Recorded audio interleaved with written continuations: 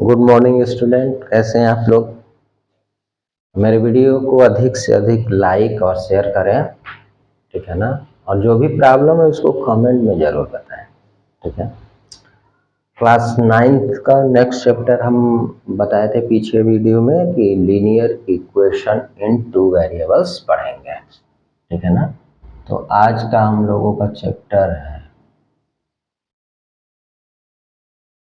Linear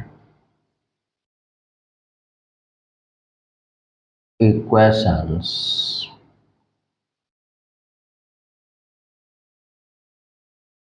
इन two variables.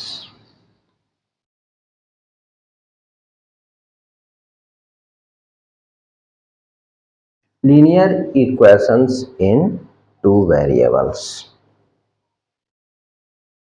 देखिए, class 9th में हम ये चैप्टर पढ़ेंगे, क्लास 10th में भी ये चैप्टर आएगा, लीनियर इक्वेशंस इन टू वेरिएबल्स।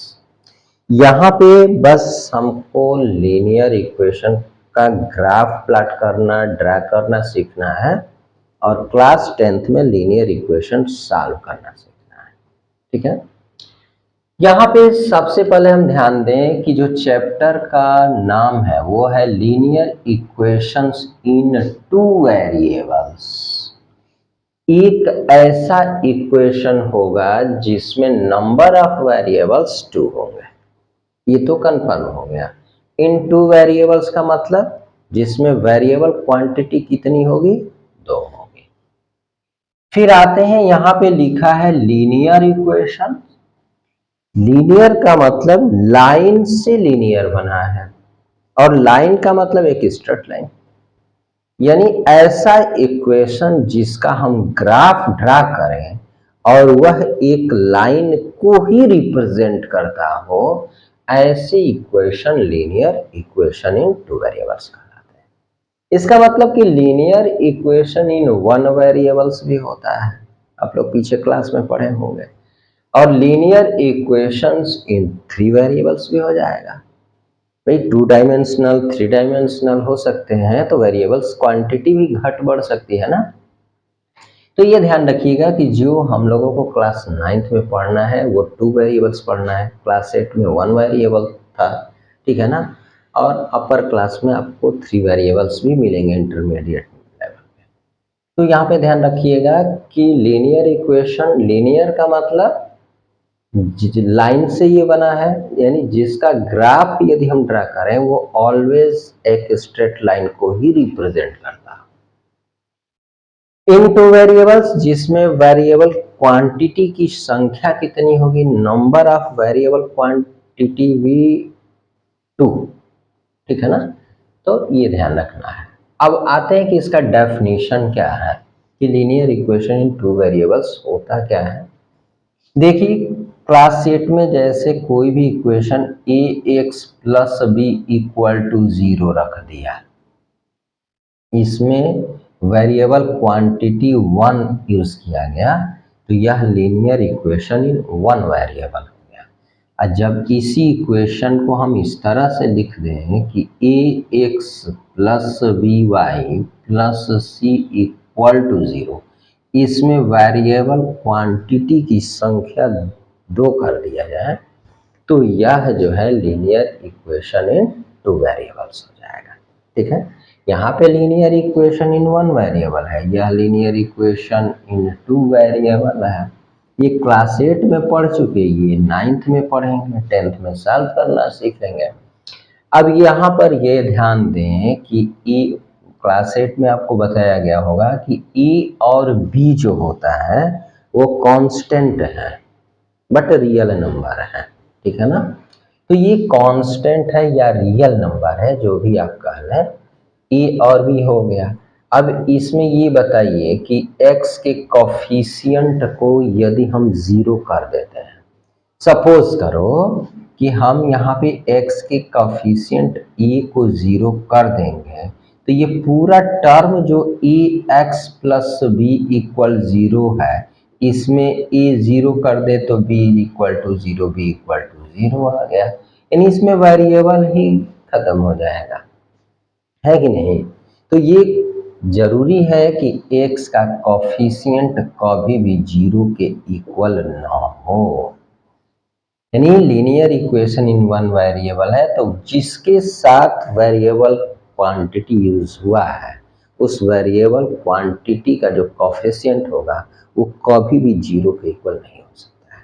यदि वो 0 हो जाएगा तो वो पूरा टर्म ही 0 हो जाएगा। जब टर्म 0 हो जाएगा तो वेरिएबल खत्म हो जाएगा, और जब वेरिएबल खत्म हो जाएगा तो फिर चैप्टर का नाम हम वेरिएबल्स दे ही नहीं सकते हैं कि linear equation in one variable. Variable है ही नहीं तो वेरिएबल कैसे? तो ये ध्यान रखना है कि ये 0 नहीं हो सकता है। ये तो क्लास 8 का था। सेम इसी तरह से डिफाइन करना होगा। तो यहाँ पे लीनियर इक्वेशन हम इसी फॉर्म में लिख दिए, ए एक्स बी वाई सी लिख दिए। जैसे x था हमने y को बढ़ा दिया, 1 से 2 कर दिया, तो नंबर ऑफ वेरिएबल्स 2 हो गए। अब इसका डेफिनेशन क्या देना है कि if any equation is the form of ax plus by plus c equal to 0 where a b c are real numbers and ये जरूरी है, ध्यान रखिएगा कि ठीक है a b c रियल तो हैं बट इसमें a जो है वो कभी भी 0 नहीं हो सकता है और b भी 0 नहीं हो सकता है। क्यों? सपोज करो कि हमने a को 0 कर दिया, तो जब a को 0 कर दिया तो यहाँ रखेंगे तो पूरा टर्म ही 0 हो जाएगा। 0 into X plus B Y plus C equal 0 होगा, और 0 का मल्टीप्लाई होकर टर्म 0 होगा, तो B Y plus C equal to 0 हुआ। तो ये लीनियर इक्वेशन तो हुआ, ऐसा नहीं है। a को जब हमने 0 किया तो लीनियर तो हो गया, बट यह वन वेरिएबल हो गया, टू वेरिएबल नहीं हुआ। तो ये क्या है कि आप इसको 0 नहीं कर सकते, 0 कर देंगे तो ये टर्म ही समाप्त होगा, और इस केस में लीनियर इक्वेशन तो होगा बट टू वेरिएबल ना होकर वन वेरिएबल होगा। इसी तरह से यदि आप b की वैल्यू को 0 कर लेते हैं यहाँ पे, तो यह आपका ए एक्स प्लस 0y प्लस सी 0 होगा, और यह ए एक्स प्लस सी 0 हुआ। यह भी लीनियर इक्वेशन हुआ, ठीक है ना। लेकिन इसमें क्या है कि वेरिएबल की संख्या, नंबर ऑफ वेरिएबल्स 1 हो गया, और जब नंबर ऑफ वेरिएबल 1 हो गया तो इसको टू वेरिएबल कैसे कहेंगे? ये तो हमारा चैप्टर जो पढ़ रहे हैं वो हुआ नहीं। तो ये ध्यान रखना है कि डेफिनेशन में आपका ए और बी दोनों ही 0 के इक्वल नहीं हो सकते। सी 0 हो सकता है, ये 0 हो सकता है, कोई दिक्कत नहीं। A X plus B Y या प्लस सी की वैल्यू 0 इक्वल टू 0, तो A X plus B Y equal to 0। तो नंबर ऑफ वेरिएबल्स तो आपके 2 ही रहे, नंबर ऑफ वेरिएबल्स 1 नहीं हुआ ना। तो ये जो 2 वेरिएबल्स है वो लिखा ही है, ठीक है ना। और इसका ग्राफ ड्रा करेंगे तो उस केस में यह एक लाइन को रिप्रेजेंट करेगा, तो ये लिनियर भी हुआ और टू वेरिएबल्स भी होगा, ठीक है। तो इसको डिफाइन कर दिए। डेफिनेशन कैसे लिखना होगा कि if any equation is the form of A X plus B Y plus C equal to 0 where a, b, c are real numbers and a does not equal to 0, b does not equal to 0 is said to be linear equation in two variables. इस definition को लिख लेते हैं हम।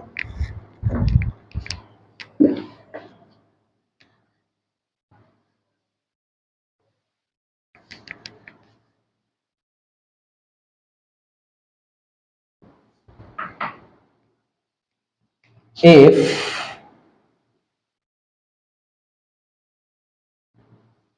any equation, if any equation is the form of ax plus by plus c equal to 0,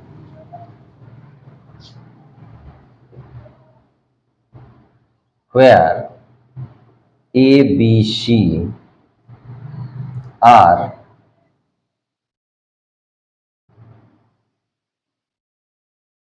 real numbers and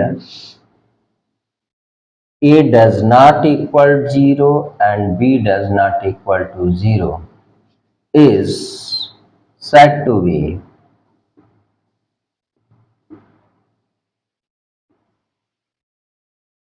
linear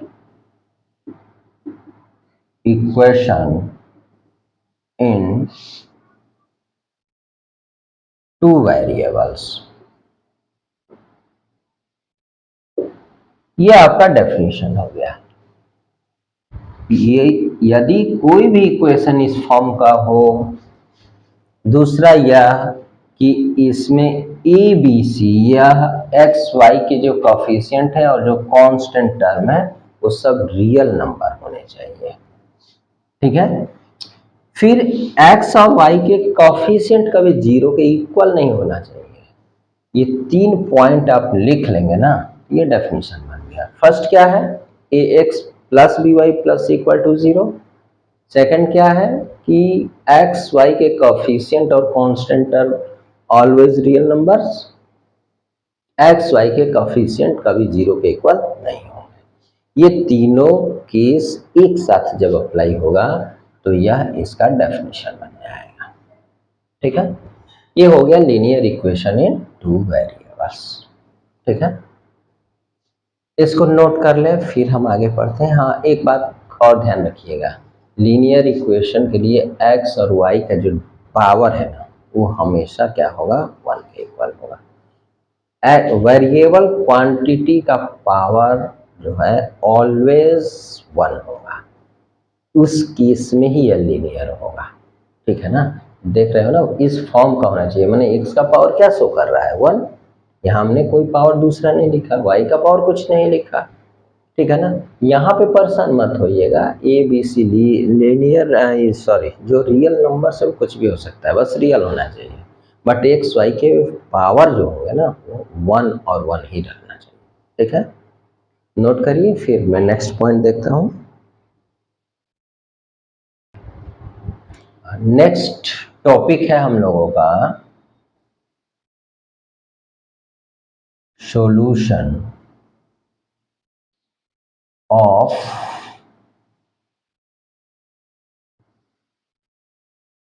linear equation. ठीक है, next topic जो है हम लोगों का है सॉल्यूशन ऑफ लीनियर इक्वेशन। किसी भी लीनियर इक्वेशन के सॉल्यूशन क्या होते हैं, क्योंकि हम 2 वेरिएबल्स पढ़ रहे हैं तो 2 वेरिएबल की ही अकॉर्डिंग ये समझना है आपको। सॉल्यूशन ऑफ लीनियर इक्वेशन में सपोज करो कि हमने यहाँ पर लिख दिया 3x plus 4y equal to 7, 3 2 1 -1 कुछ भी, तो यह तो क्लियर हो गया। या इस तरह से कर लो +7, नहीं तो कहोगे कि सर आप इक्वल 0 कर दी। तो यह तो क्लियर हो गया ना कि यह ax plus by plus c equal to 0 का फॉर्म का हो गया। ये जो इक्वेशन है ax plus by plus c equal to 0 के फॉर्म का हो गया। ये तो कन्फर्म हो गया ना कि यह लीनियर इक्वेशन है और इसमें नंबर ऑफ वेरिएबल्स 2 है, इसलिए 2 है। अब इसके सॉल्यूशन की बात करनी है हमको, तो देखिए हम कोऑर्डिनेट ज्योमेट्री चैप्टर पढ़ चुके हैं। ठीक है ना, इसमें कोई भी आप पॉइंट शो करते हो तो x और y करके शो करते हो, जिसमें यह x ऑर्डिनेट है, ये y ऑर्डिनेट है। तो यहाँ पे हम क्या करें ना कि x की कोई भी वैल्यू जो चाहे वो रख लें, कोई प्रॉब्लम नहीं है। सपोज करो कि हमने x के प्लेस पे 1 रख लिया। ठीक है ना, तो जब x के प्लेस पे 1 रखेंगे तो यह 3 into 1 plus 4y plus 7 equal 0 होगा। 3 into 1 3 plus 4y plus 7 equal 0 होगा। फिर 4y और 7 3 को ऐड कर दें तो 10 दिस इक्वल टू 0। फिर 4y इक्वल टू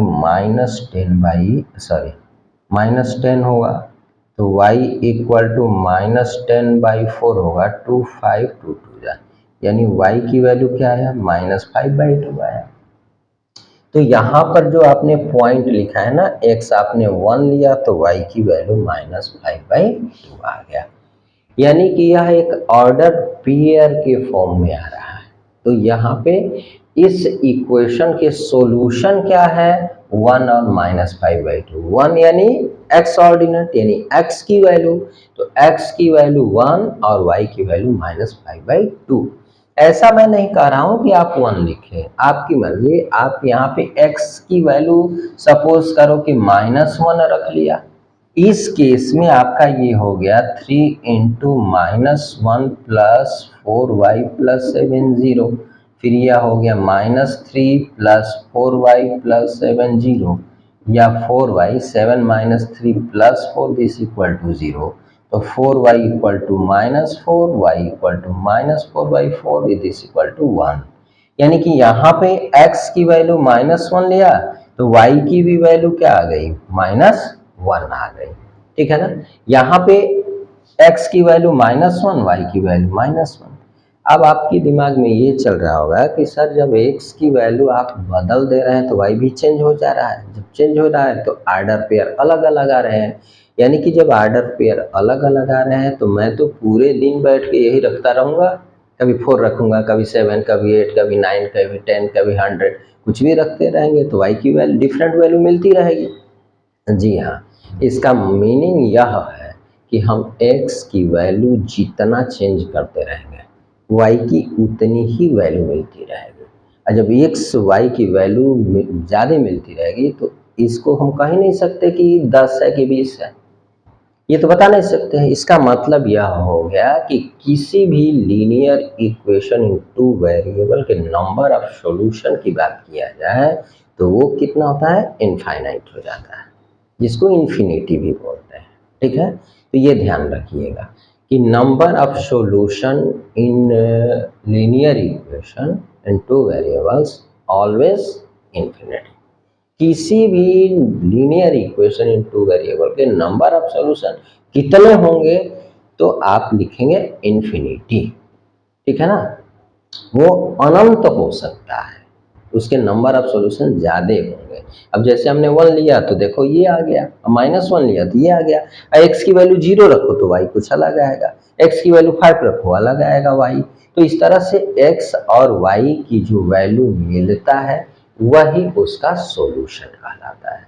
यानी कि हम इस तरह से कह सकते हैं कि यदि अल्फा और बीटा दो रियल नंबर है और यह रियल नंबर एक आर्डर पेयर के फॉर्म में है और वो आर्डर पेयर जब हम इक्वेशन में रखते हैं और वह इक्वेशन को सेटिस्फाई करता है तब यह उसका सॉल्यूशन हो जाता है। अब देखो यहीं पे -1 1 एक आर्डर पेयर मिला, अब इस आर्डर पेयर को आप इस इक्वेशन में रख लो, देखो सेटिस्फाई करता है कि नहीं।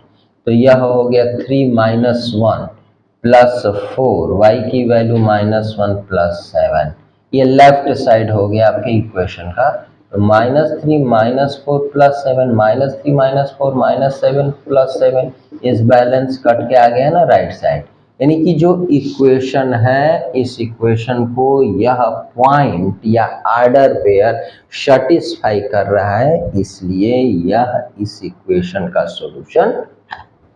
यानी सॉल्यूशन एक आर्डर पेयर होता है जो उस इक्वेशन को सेटिस्फाई करता है, बस सॉल्यूशन ऑफ लीनियर इक्वेशन यही है, कोई डाउट।